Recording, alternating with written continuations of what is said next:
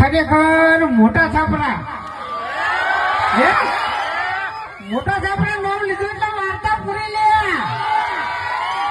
અને વાકડે પેલો ડાયલોગ લાગુ પડે કયો કે આ ધમકી આલી છે ને એટલે થોડું ફાંચીને ફરજો. ભલે તમે સ્કોર્પિયો લઈને ફરતા, બાકી આ બંકો છે ને આજે જીવતો જાગતો વાઘ જ છે તમને કહું હું. હા એટલે ગરમી તો કરી ગયા છો, પણ તમને હજુ મારી ખબર નહીં. હા તી જગ્યાએથી અને ચોથી અને ચોકન થી તમને ઉપાડી લેવાની એ બધું ડેરી ગાવડે આ બંકાને તમને કહું હું.